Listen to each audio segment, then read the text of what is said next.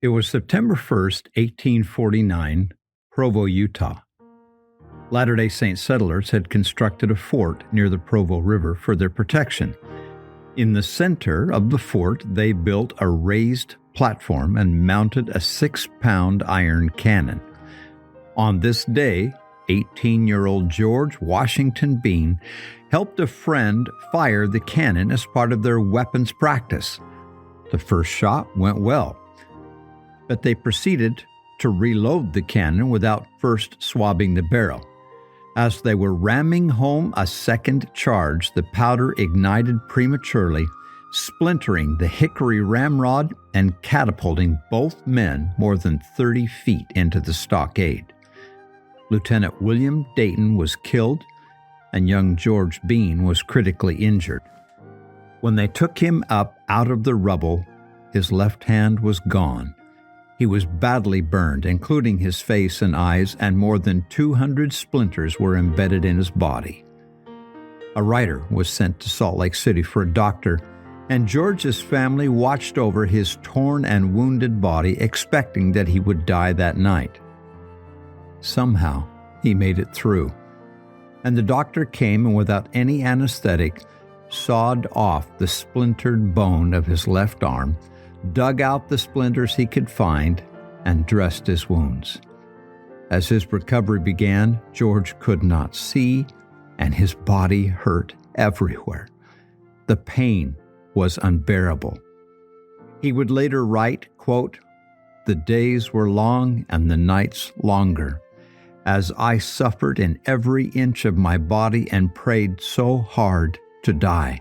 The future looked so dark to me." End quote.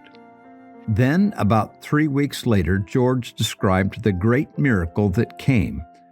Brigham Young, Heber C. Kimball, and Willard Richards, the first presidency, came to the Bean home. George related the following, quote, "Their presence brought calmness. They evidently saw my condition, but I could not see them, but recognized their voices from hearing them preach. Mother appealed to them. 'Brother Brigham, do you think he can live?' 'Of course he can and will,' Brigham answered. Then he came to me, took my hand, the right hand, the only one I had, and asked, 'George, do you want to live?'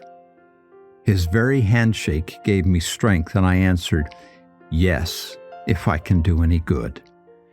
With my weak voice trembling, President Young then said, 'Then you shall live.' He called his counselors to my bed. My mother brought the consecrated oil. One of them anointed my head, and the other sealed that anointing. Then Brother Brigham gave me a marvelous blessing. He rebuked the power of the destroyer from my body and from our home.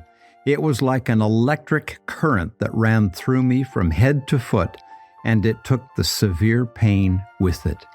He pleaded with the Lord to heal me from head to foot, that all wounds might heal quickly, and that faith may increase as the healing takes place, and that I may ever rejoice in God's blessings in performing the works He has for me to do." End of quote. George's life was changed from that moment forward. He said, quote, "My life of despair was changed by the visit of these 3 prophets of the Lord to one of love, faith, gratitude, and a desire to do God's will." End of quote. The next day, the scales fell from his eyes and George could see once again. From that day on, George began a life of profound usefulness to the Lord and His kingdom. He mentions the challenges of pioneering on the frontier with only one arm.